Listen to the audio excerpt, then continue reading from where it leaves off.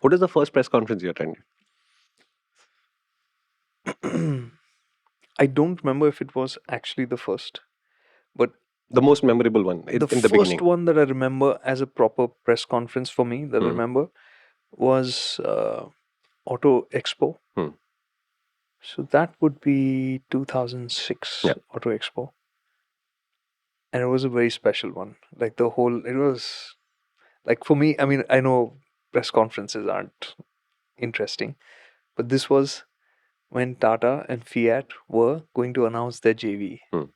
So that whole pavilion had vibes to it. And the reason why I remember it the most was two reasons actually. The one was it brought me to Frank Sinatra. Hmm. The music that was playing there, the song that was playing was It Had to Be You. Imagine for a JV like that song is playing, and I didn't know the song, but that song just stuck in my head, and I remember it from then. So it just connects me to that every time. And first press conference, and Samir Kumar, Hmm. he was my boss, Hmm. and I mean, he was a support system for all of us. Yeah, loved working with him, and he's sitting next to me. This press conference is going on with, I mean, Ratan Tata's on stage. Hmm. All these conversations about how this was meant to come together, Tata and Fiat and Italy and India and all of that. And all those conversations are going on, and I'm like, sir. He's like, what happened? I'm like, a question hai. So I mumbled the question to him. So he looked at me and said, So what do you mean, He said, you ask.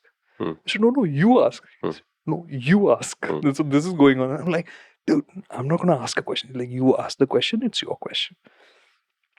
So I said, kaapte haath ke. I have a question when Q&A time came. And I was like, okay, should I be doing this or not? And I asked the question.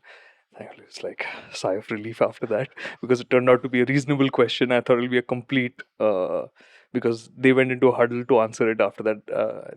What I asked them was, what's going to happen to the Fiat? Because the whole conversation was, you'll get Fiats in Tata dealerships, so it'll Correct. be a better thing and all. So my question was, what happens to the Fiat dealerships?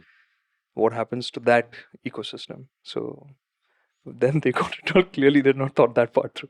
But anyways, yeah. So that was my first, and it was a big one for me, and I remember it for the music and that not being stupid. You? I don't remember Where? because I don't value press conferences. Okay. I've discovered very early on that it is a way for a manufacturer to set their agenda. They're very, very careful not to say anything else. So outside of what is on the playbook, you don't get any additional information. And it takes a lot of time and seniority before you can have the confidence for them to tell you information that they know will contextify your story without it being a leak or a scoop or whatever, right? I have no interest in press conference. Yes, we are aware that Shumi and I are completely different people. And you can see more and more examples of that on the main MotorInc channel.